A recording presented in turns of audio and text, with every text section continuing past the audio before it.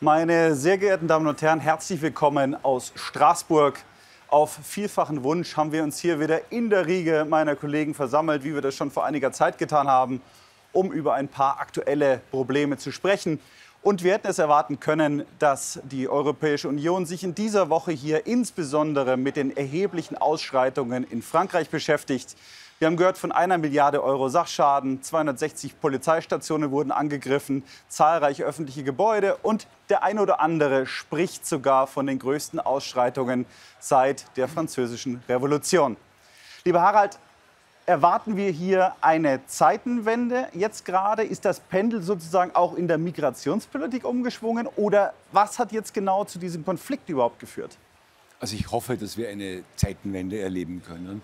Wir haben seit dem Jahr 2015 das Problem, dass an die 7 Millionen Menschen nach Europa geströmt sind. Das ist mehr als die Bevölkerung Irlands hat.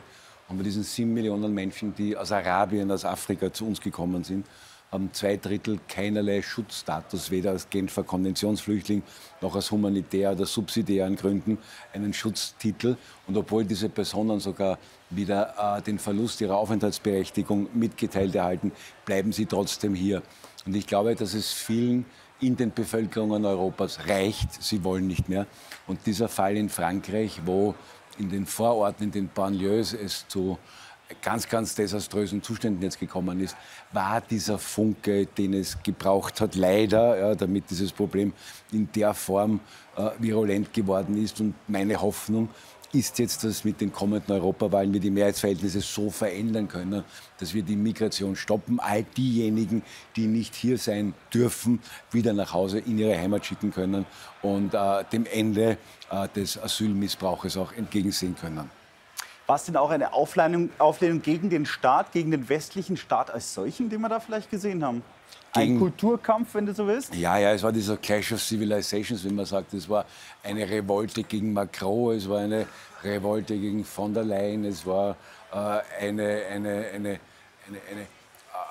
Zurschaustellung all dessen, was man jetzt von Seiten der autochthonen französischen Bevölkerung nicht will. Und auf der anderen Seite war es ein Aufbegehren der Zuwanderer-Communities, der arabisch-afrikanischen Zuwanderer-Communities, die offensichtlich keinerlei Interesse hatten, sich in die französische Gesellschaft zu integrieren. Auch keine Bindung haben an diesen Staat.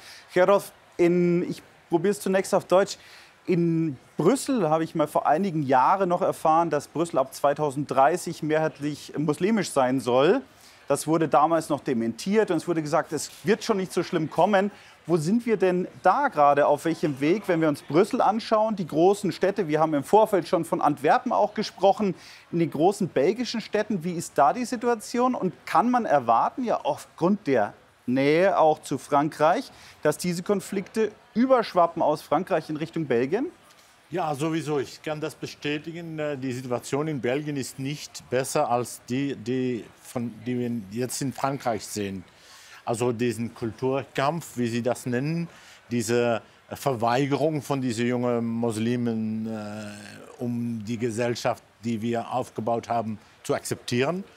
Die Refus de l'immigration, de l'intégration, das Verweigern, um sich zu integrieren, das sehen wir auch in Belgien, in die großen Städten. Die Situation ist ähnlich. Und leider ist sie ähnlich, weil diesen Kampf wird nicht stabilisieren. Das wird schlimmer sein, wenn wir nicht als Gemeinschaft, als Gesellschaft unsererseits verweigern, dass es so weitergeht, dass wir von dieser Generation, von dieser Jüngern, dass sie die klare Meldung bekommen, sie müssen sich integrieren. Und dass auch die politische Strategie in diese Verpflichtung, um sich zu integrieren, einschaltet. Anders wird es schlimm enden. Ist es denn, ich habe es in Bayern auch schon erlebt, wir hatten eine relativ gut integrierte bzw. mit dem Willen zur Integration gestartete erste Generation der Einwanderer in den 60er, 70er Jahren. Und dann ist das so, ja, ging das so hin und her. Und jetzt in der dritten Generation sehen wir eigentlich eine größere Distanz zu unserer westlichen Zivilisation, wenn man so will, und Kultur, als wir in den ersten beiden hatten. Woraus lässt sich das erklären? Das lässt sich erklären bei dem Islam. Der Islam hat auch am Anfang dieser Jahrhunderte in New York gezeigt, dass sie unsere westliche Kultur verweigert, wegschicken möchte. Und der Islam lernt das auch an die jüngere Generation von Muslimen. Also wo die Bereitschaft, um zu integrieren, zu assimilieren, noch da war, wird das, meine Meinung, mindern. Deswegen auch, dass ich sage, unsere politische Verantwortlichkeit ist, dass wir sie sagen, dass es so sein soll und nicht anders. Sie müssen, jetzt kriegen sie zu viel als Zeichen, dass die Assimilation nicht nötig ist. Und wir müssen die andere Seite zeigen. Wir möchten, dass sie integrieren. Und das müssen wir stärker fordern auch. Fordern von sie. Also es geht jetzt schon so weit, dass wir sagen, wir haben gesehen, dass eine freiwillige Integration in die Gesellschaft nicht funktioniert. Wir müssen eigentlich eine Assimilation. Wir hatten früher mal die lange Diskussion zur deutschen Leitkultur und so weiter. Das war so eine alte Unionsdebatte in den 90er, frühe 2000er und so weiter. Das hat so nicht funktioniert. Das heißt, es muss mehr Druck kommen. Ne? Ja, es muss mehr Druck kommen. Und dann bin ich eher optimistisch. Ja? Was jetzt passiert, ist, dass sie keinen Druck bekommen. Im Gegenteil, sie kriegen nur Facilitäten und subventionieren. Wir subventionieren diesen Islam, diese Version von der anti-westlichen Islam, statt zu zeigen, dass wir eine westliche Zivilisation behalten möchten und dass es keine Debatte ist mit sie, dass es eine Verpflichtung ist. Ja. Und dann bin ich optimistisch, weil auch viele von diesen Muslimen, sicher die vorige Generation, aber auch die heutige, die jüngere, vielen davon sind bereit, um trotzdem in unsere Richtung zu kommen. Also der Dialog muss offen bleiben, aber er muss stark sein. Ja. Unsere Meinung und unsere Strategie muss stark sein. Das ist sie jetzt nicht. Das ist das Problem ist mit Macron, wie Harald sagt, und anderen. Sie haben immer das Gegenteil von diesem Claim gezeigt. Ja. Und es muss andere politische wir haben ja auch auf der einen Seite jetzt gerade in der jüngsten Entwicklung diese ganze Woken-Geschichten, die eigentlich die Selbstzerstörung, das Aushöhlen unserer kulturellen Eigenheiten. Disruption, im Englisch, die Disruption, auch hier mit den Grünen, die unsere Ökonomie zerstören. Ja. Das ist eine Art Selbstvernichtung unserer europäischen Kultur. Also wir sollen stolz sein und dann können wir auch die anderen verpflichten, um stolz mit uns zu sein. Ja, wir müssen wieder selbstbewusst werden, ne? Ja. Auch also, stolz auf unsere Kultur sein. Was die jungen Muslime sehen, ist unsere eigene Sehnsucht nach unserer eigenen Vernichtung. Ja. Und das muss aufhören. Man muss die Stolz wieder zeigen zu den anderen. Und dann werden sie uns folgen können. Wir sind jetzt selbst nichts mehr. Wir können das nächste Mal reden wir dann drüber, ob Spengler dann eine self-fulfilling prophecy gemacht hat am Schluss, die wir unbedingt in unserem Zeitauflauf erfüllen wollen. Sind die ja nicht für Philosophie, aber praktische Politik. Wonderful. We switch quickly to English. Anders, I hope you could follow a little bit, because we just said we had, on the one hand, the need, or we have the need to push these guys a little bit down and to impose as well our own cultures. And on the other hand, we have now in Germany also, at least we formulated that for our party at least, for a remigration of those unwilling to fulfill what we just said. How is the stance right now in Denmark? Because I know you're quite far ahead, and I just crossed the Danish border, I think like 4 or 5 months ago in February. And I was impressed because you really have border control, so you seem to have a completely different approach to who stays in your country and who doesn't. I think we have to divide the situation up a little bit between East and Western Europe. We all represent Western Europe, the countries on the right side of the Iron Curtain, and we all have the similar problem with assimilation of one culture, because we have seen refugees and migrants coming from many cultures to Denmark and to other countries, but it's only really the one culture that has created these troubles. We have had from South America, we have had from the Eastern Bloc when it was communist, we have had from Asia. They have not created a disruption in major parts of society. It's really the Muslim migration from Northern Africa and Middle East who is the eternal problem of the migrant issue in Europe. I think in Denmark we are a little bit ahead. We have the similar problem, but we've begun, numbers matters. So we've begun to reduce the numbers of this kind of migration already around the year 2000, where I would say most of the Western European countries lag behind that. Some are trying to regain a little bit. But the problem is when the numbers become too great, we are seeing what we experienced in France. We are seeing that areas of our countries and cultures are getting ripped out of the map. It's not anymore France if you go to the outskirts of Paris. If you go to certain areas of Brussels where we all spend too much of our time, you cannot really spend it in these areas. No, you cannot really talk about a Flemish culture or even, we don't use the word Belgium culture, but you cannot talk about a Western culture. Doesn't exist. It doesn't exist in these areas. And fortunately, I can say in Denmark, these areas are smaller and therefore maybe also easier to control, but the parallel societies exist. And I think if we should tackle this, we need to break up the ghettos. It's not, it's reversal of history. We have not put these people in a ghetto. They choose to stay together. They choose to isolate from society. And what we must give them is a clear choice, either to assimilate very quickly into Western society, or to go to one of the many dozens of countries where you can live an Islamist society. There's a variety of them. You can go to Iran if you prefer that kind. You can go to Saudi Arabia. You can go to Afghanistan. You can go to Pakistan. But you don't need to stay in Europe if you believe in these values. There's plenty of places, unfortunately, in the world where Islam prevails, and it should not be here.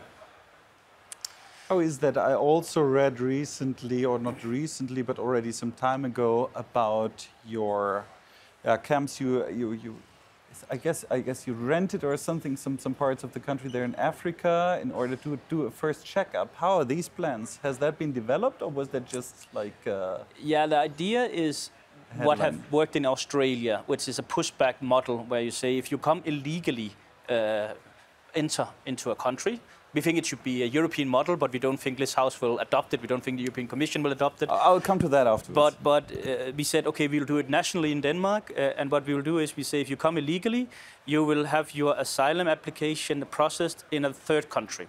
The talks have been about Rwanda, which was a model we tried to develop with the British in the previous Danish government. And we said if you come illegally to Denmark, we will process you in Rwanda.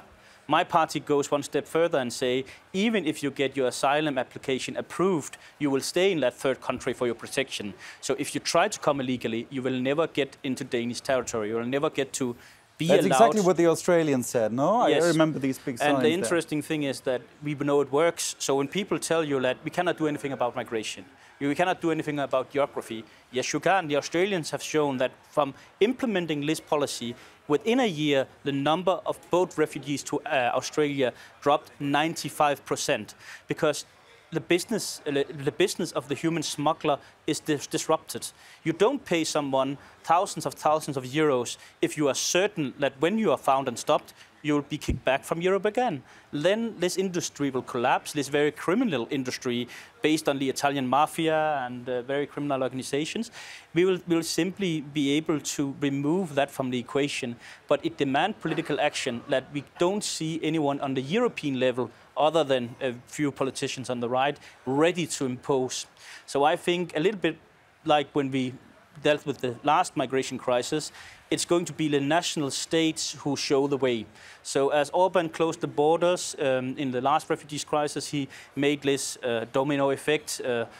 Austria closed, Germany closed, Denmark closed, well, Germany never closed. Come on, no, that's exactly the problem. But that was at least the symbolic message that was given to the refugees while they saw that they could not make it to Sweden and to Germany as easily as they could before the border crossings. when the first European country adopts the Australian model with success, I think it will put a tremendous pressure on the other national states to do the same because it works. And when you see it working, it will be difficult even for the mainstream politicians who are just talking and not resolving this issue, not to implement the same. We just need one European country to be successful in this, and then I think it will be difficult for the others not to follow.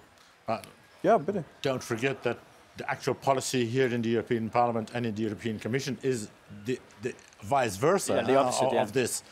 They attract migrants, they want migrants. Ylva Johansson, we come to these internal proceedings here in a second, because I just wanted to continue with a country that has something in common with Australia, and that is a huge area which is taken up by the sea and which surely makes the border crossing difficult. But on the other hand, it also makes it very difficult to control all the small islands and beaches and stuff, and that is Italy, Marco. How is your politics right now, or policy right now? Because as you know, maybe in Germany, there was some criticism about your current government, and that they say there's still too much asylum seekers and migrants coming through to Germany. How is the situation? Is Frontex of any help?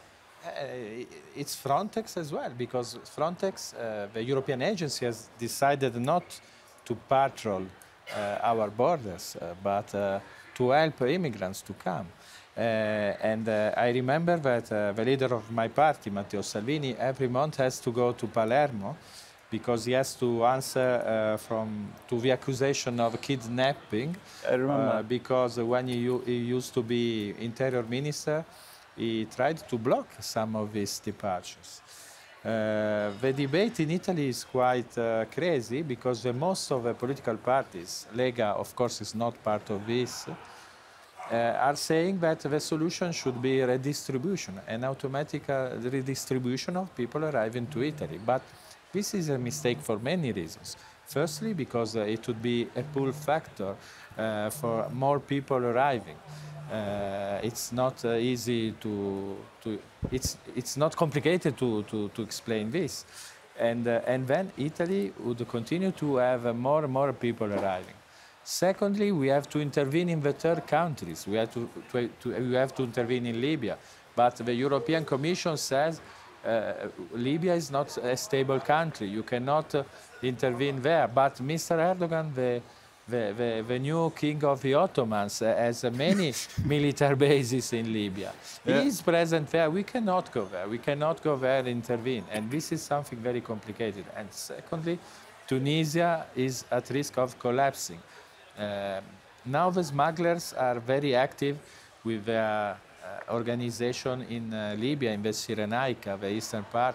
And from there, they start with big boats. They are big investors, so to say. Marco, if I come to Tunisia, are little boats arriving, and it's very difficult to do. If I come to a concrete point, what would happen in Italy if, for example, you had a right-wing German government that closed the border to Germany at least? And imagine the French did the same. What would happen in Italy? Would you then, because there was exactly the theory that Anders said before, this domino theory, would you then see, okay, we need to improve dramatically now our own border protection, or do you say it's physically not possible? We are already at the optimum we can have. But the fact is that some of these governments are also asking Italy, okay, but you can take these people, we can give you money, but we don't need money to keep these people in Italy. We need to work all together in order to intervene in Asia and in Africa to the countries where these people are starting from. Only 10–15% of the people crossing the sea between Northern Africa and Sicily has reasons to be protected by the international conventions because they escape war or for other reasons. Most of them are economical immigrants, and no one of these could be redistributed. This is something for which the Italian press, the leftist parties in Italy are spreading misinformation. So we have to intervene in other countries. This is something for which we are starting to work. Of course, it's very complicated, but what I see also in my city, in the cities of Italy, is that this illegal... Which is Genoa. This illegal immigration is not only creating problems to our people, to the Italians, but also to the immigrants who decided to follow the rules, to be integrated, to send their children to school, not to be part of and support of a criminality, because the new ones are accepting any kind of offer. And so this is something that's not accepted. And I also see some of these immigrants which are integrated coming to the events of my party, Lega, because they know that this way cannot work anymore. We have a responsibility which is for all a continent. But Spain, as a leftist government, and we hope soon maybe a rightist one, but they have good agreements with Morocco. We don't understand why we cannot have these agreements in order to stop these stars also with Northern Africa.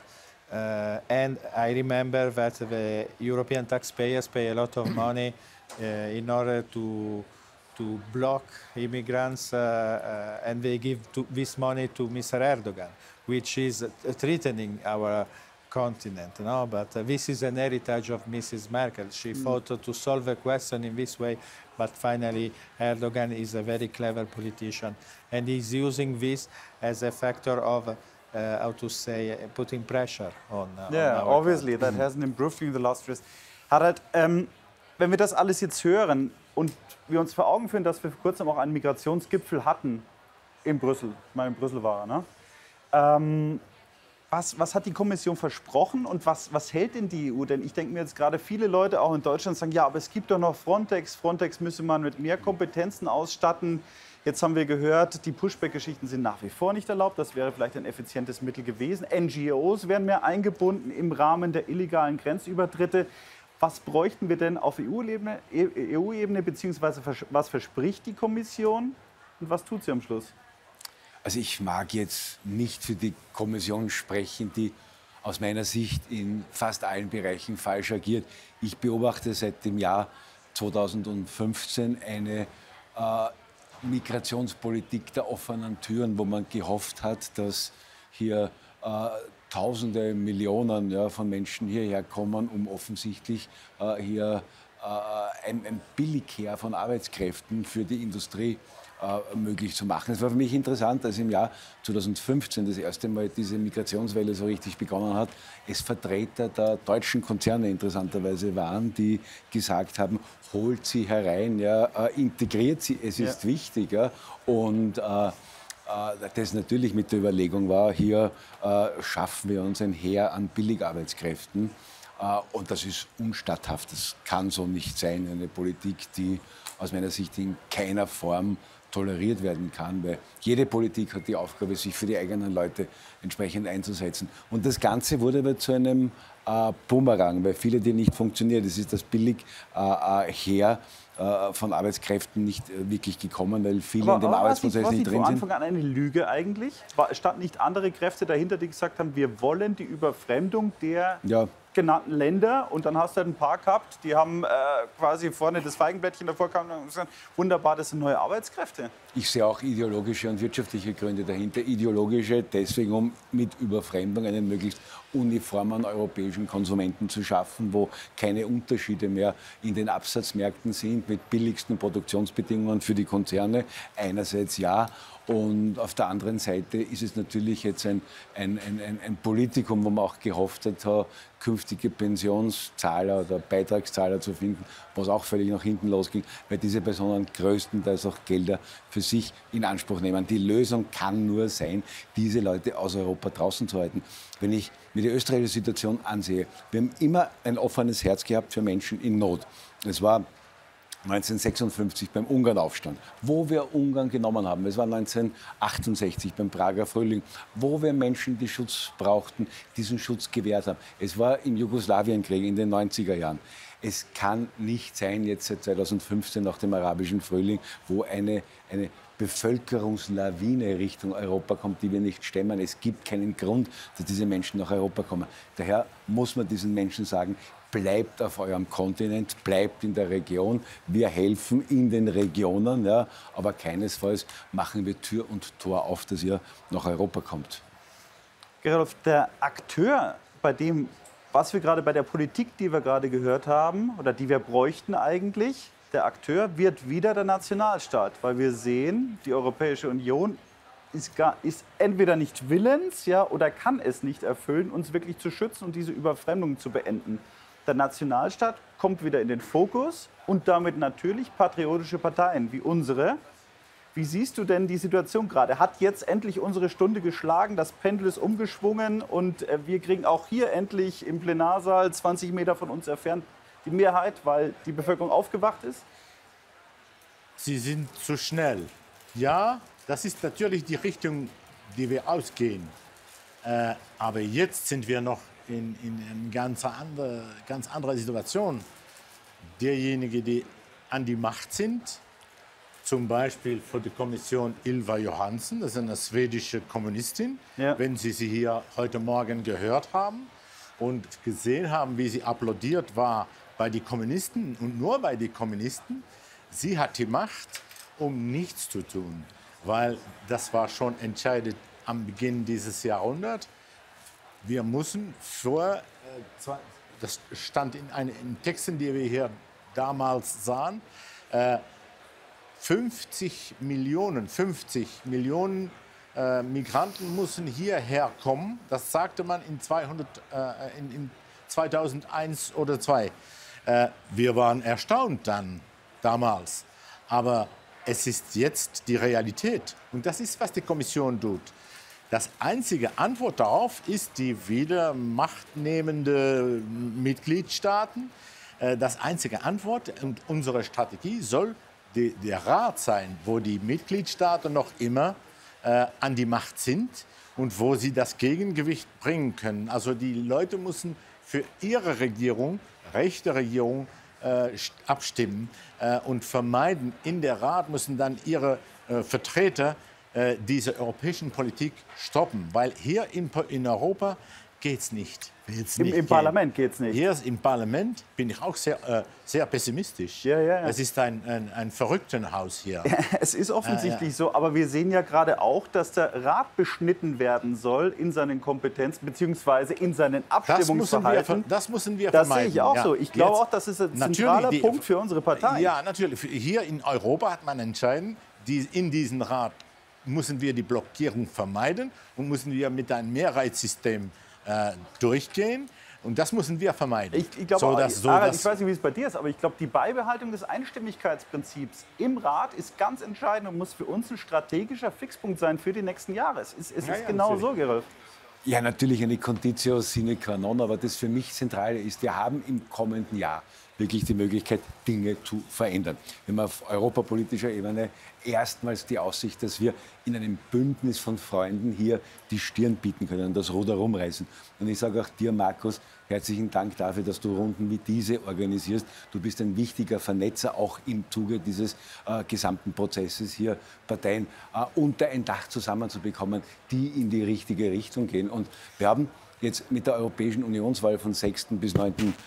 Juni des kommenden Jahres die Möglichkeit, hier all unsere Freunde, die in ihren Heimatländern schon an der Spitze sind oder wie ihr zweitstärkste Partei im Land seid, hier ein Bündnis zu formieren, wo wir der Europäischen Union, diesem verrückten Haus, wie Gerolf sagte, die Stirn bieten und sagen, es reicht uns, ja, wie ihr unseren Kontinent ramponiert, es reicht uns, wie ihr unsere Kulturen ramponiert und es reicht uns die Art und Weise, wie ihr Politik macht. Und das ist das eine. Und das andere, und das, glaube ich, wird wichtig auch für uns, mit der Wahl in den Vereinigten Staaten von Amerika, der Abkehr von den Demokraten hin zu den Republikanern in der Trump-Bubble, ich nenne es einmal so, und damit auch die Möglichkeit besteht, Ende des Krieges zwischen Ukraine und Russland, Ende der Globalisierung und auch Ruhe Europas vor kriegerischen und sonstigen imperialistischen Überlegungen der USA. Wenn wir diese beiden Dinge schaffen, in der Europawahl die Nase nach vorne zu bekommen, uns alle an einen Tisch zu setzen, gemeinsam agieren und von den USA mit hier einer republikanischen Politik auch in Ruhe gelassen werden und eine gute Achse haben, dann können wir das Ruder insgesamt noch herumreißen. Das bringt uns, wir wollen ja heute auch ein bisschen über die taktische Ebene sprechen. Danke erstmal, Harald. Zur strategischen Überlegungen, wo ich voll dabei bin. Ich denke, Gerolf, du auch. I hope you could follow a little bit, because I still have some last questions, because in Germany we are always thinking about how to work together between our national parliament here with a delegation inside the European Parliament, because we have one game. Maybe you know that game. in Berlin, typically the CDU, CSU, so the conservatives before, but it might also be in the socialists, now in the government, they always say, we have something from Brussels which we need to adapt now. Yeah, we need to put something into national law and stuff. We are forced by Brussels. What nobody knows is that their own guys here make these laws here in Brussels or in Strasbourg. So how do you do it? I suppose you do have the same game, which is played between, well, in your case, it's a bit more difficult, isn't it? But when you were still in opposition, let's say, you might have the same game. How do you work that out? How do you go against it?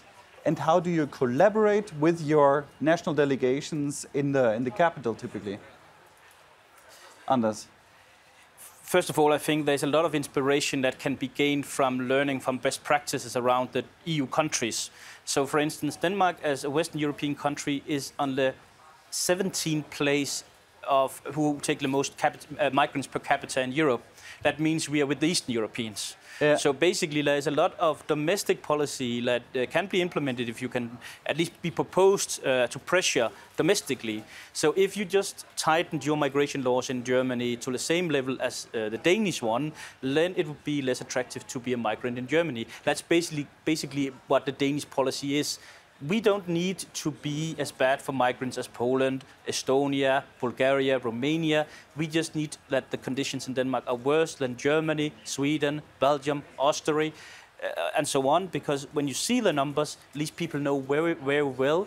Where do you want to go if you want easy family reunification? Where do you want to go if you have Afghan and you want de facto refugee status? Where do you go to have the highest child benefits? Belgium. Exactly. And so on. Unfortunately, yeah. But Belgium is the worst case now. You can even see it down to different ethnical groups, that some countries have a higher adoption rate for this country. Suddenly, all the people from that country end up in that exact country. That's either a great coincidence or very, very, very organized system. This is organized crime. They are not stupid people. They are selling a service, and of course they want to sell, in principle, the right service to the migrants. I mean, they have the information channels, various NGOs that tell them how to get into a certain country and how to profit from the system. So, of course, if you adapt some of the same policies as we have done in Denmark, it would be less attractive to apply in Germany, Belgium, Austria, and so on.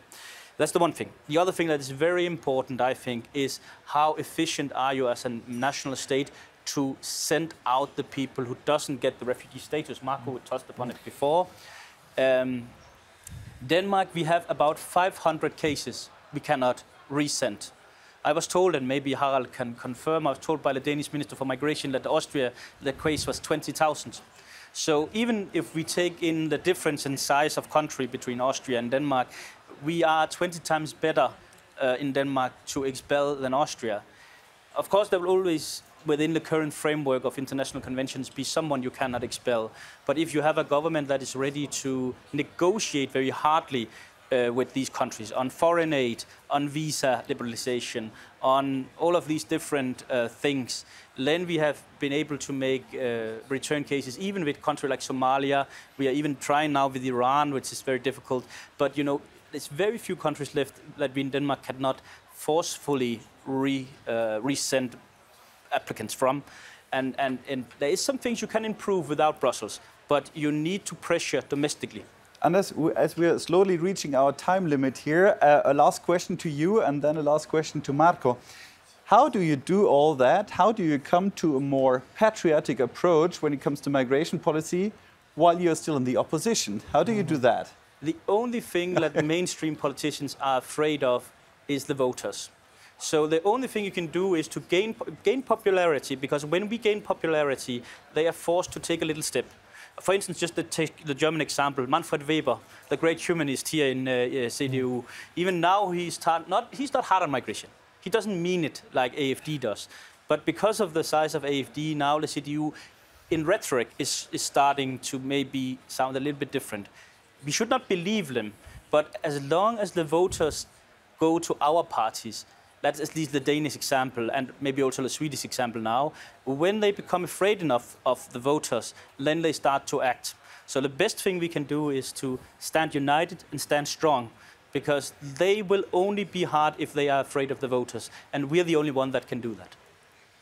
Wonderful words. Marco, last time you were the biggest party here inside the European Parliament. If I remember that correctly, you had, where were you? At about 30%, no? Yes, yes, yes. Now, we can expect that a lot of our parties are growing ahead of the votes, the elections next year in May 2024. What do you think what's coming now? How will they try to attack us in order to limit our expectations? No, but what Vistisen has just said is that some of the moves which are active now here in this parliament are not sincere because, for example, the fact that EPP is now voting with us on some issues in order to block some of the initiatives of the leftists is good. Why not? We have to collaborate, no? In this way. And this gives us the possibility to stop some bad initiatives. We have spoken a lot about immigration, but it's also important to help our industry and our workers in order to have a future, because the laws which are imposed on the environmental issues are very strict. At the same way, we have a lot of products coming from the rest of the world. Excuse me, when we stick to that thing in economy, for example, I think what they do is just fake. What the EPP is doing, that's just fake. They are liars. Because if you think about who caused the trouble for the industry with the Green Deal, that was them in the end. And now they solve problems which they created. They have spent 4 years in this parliament supporting an agenda imposed by the Greens. Yeah. And now they pretend to say, no, no, no, let's block this. This is something for which our citizens, which are not stupid, they will have the good moves at the European elections, because they know very well which is the responsibilities of these parties, the leftist parties and EPP parties, I have to say, because we have told them several times in order not to support this agenda of the leftists. And of course, even Mrs. von der Leyen, which has guided a European Commission where she could not stop and she did not stop any time Mr. Timmermans, who imposed something which is totally crazy. So for this reason, I think our parties will be stronger together. And of course, our citizens would like to have every one of us join. And so we don't accept people or parties saying, yes, but I don't like this party, I don't like this other one, these are extremists. No, we are all together fixed in order to try to save our people. And this is something for which we have to show us united, because we can do something. What has happened in France, I mentioned immigration, has taught us. Our French friends are telling us, please, please don't make the mistakes that our governments did in our country. To these little questions, Marco, we come next time, because surely it would also be very, very interesting to hear with which expectations each of our parties is entering here next year. I mean, we just said last time you were the biggest party here. Now things are a bit different in Italy. Of course. I mean, Denmark, the Danish People's Party, you know, what do we... We'll wait for next episode. Biggest party. Biggest party in Belgium. Biggest party in Belgium. Wo seid ihr momentan? 30% in Antwerpen, sowas, ne? Nein, 26 ländlich. Im ländlichen Raum 26% und in ganz Belgien bei? 14 natürlich, yes, and it's a split country. But the country is not. You are either French-speaking or Dutch-speaking. In the Dutch-speaking part, excuse me, you always forget the Germans. We have the 24% vote, so we are the biggest party in Belgium, even bigger than the socialists in Wallonia, where traditionally they are in power because it's the socialist part of Europe, Wallonia. Surely they want. And in Flanders, we are the biggest. They need the distribution, which is the classical socialistic hobby, isn't it? They have the European model. Belgium is the European model translated. Harald, was können wir bewirken nächstes Jahr? Wo geht die Reise hin? Was müssen wir uns vielleicht auch wappnen? Also ich würde sagen, Kurs halten, das, was wir die vergangenen Jahre gemacht haben, unbeirrt weitermachen. Was ganz wichtig ist, dass wir auf allen Ebenen lernen, miteinander den Problemen zu begegnen, nationalstaatlich unsere Probleme zu lösen, aber hier gemeinsam die Kompetenzen zurückholen von diesem Wahnsinns- und Irrenhaus in unsere Länder mit wieder mehr direkter Demokratie. Wir haben in wenigen Monaten Wahlen. Ihr rüstet euch ja, glaube ich, in wenigen Wochen mit eurer Aufstellung. Und ich kann hoffen, das, was unsere Freunde in Deutschland betrifft, dass ihr möglichst alle wieder hier eure Arbeit, die eine sehr wertvolle ist, weiterführen kannst, dass du deine eine großartige Vernetzungsarbeit hier gemacht hast, wieder hier in einer ganz wichtigen Vernetzungsrolle weitermachen kannst und dass wir dann im kommenden Jahr alle gemeinsam an einen Tisch bekommen und diesen Wahnsinnigkeiten, diesem Irrenhaus, diesen von der Leyens, diesen Manfred Webers und wie sie alle heißen, gemeinsam die Stirn bieten können und ihnen sagen können, wir sind mit demokratischen Wahlen hier die Nummer 1 im Haus. Wir wollen für unsere Länder unsere Kompetenzen zurückhaben. Wir wollen verstärkt direkte Demokratie. Wir wollen diesen Zentralismus-Wahnsinn nicht mehr haben. Und wenn uns das alles gelingt, dann glaube ich, ist vieles möglich für unsere Heimatländer und für die Bevölkerungen, die uns hierher entsandt haben. Große Klasse, vielen herzlichen Dank. Das waren wunderbare Schlussworte. Meine Damen und Herren, viele Grüße aus Straßburg. Danke fürs Einschalten und bis zum nächsten Mal. Auf Wiederschauen und herzlichen Dank an alle, die heute hier dabei waren. Herzlichen Dank. Danke. Tschüss.